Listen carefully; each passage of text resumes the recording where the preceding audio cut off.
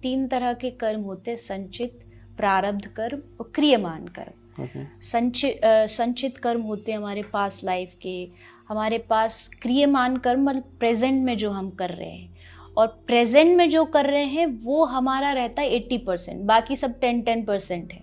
तो आप अगर 10% हमको पिछला मिल भी रहा है, पिछले मिलने से क्या मिलेगा? देखो, पिछले जो हमारे संचित कर्म है, जो लिखा हुआ है, वो जो है उससे हमको इस जन्म की फैमिली मिलेगी, जन्म मिलेगा, परिवार मिलेगा, माँ बाप मिलेंगे, हमें वो एक कहते हैं ना बेसिक चीज मिल जाएगी। वो हमें कैसे मिला?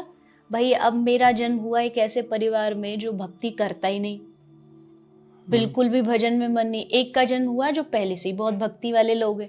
तो अब ये कैसे जन्म मिला? मैं कहूँ भाई मेरे साथ तो ये तो अन्याय हुआ। ये अन्याय नहीं हुआ, ये मेरे पिछले जन्मों के कर्म के हिसाब से मुझे जन्म मिला।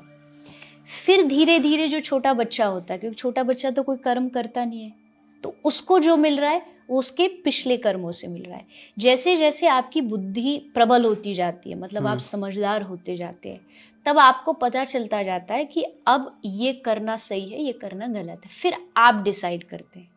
पिछले जन्म का कुछ % का आपको मिलेगा, लेकिन करना आपको अभी प्रेजेंट में ही पड़ेगा। तो ये कह के हाथ खड़े कर लेना कि नहीं जो हो रहा है पिछला लिखा हुआ है, ऐसा नहीं। ये चीज़ें फिर आपको ना बहुत सादा भाषा में कहूँ तो आलसी बना देती है। आदमी का काम करने का मन करेगा नहीं, तो जो लिखा होगा मिल जाएगा। इसी वजह से तो जो लिखा होगा कैसे, क्या पता उस लिखे में यही लिखा हो कि तू मेहनत करेगा तो मिलेगा। लेकिन हम उस चीज पे गौर नहीं करते, हम बस एकदम ऐसे हो जाते हैं कि सब कुछ ऊपर डाल देते हैं। ऐसा नहीं होना चाहिए। भगवान खुद कह रहे हैं, भगवत गीता पूरी अर्जुन को कृष्ण ने सुनाई इसलिए थी कि बेटा उठ और युद्ध कर, लड़, तेरा काम है, तू क्षत्रिय है, अपने कर्तव्य से, अपने धर्म से भाग मत। तो अपना प्रेजेंट का जो कर्म है उसको ठीक करोगे तो आपका प्रेजेंट भी और आपका भविष्य भी अच्छा है।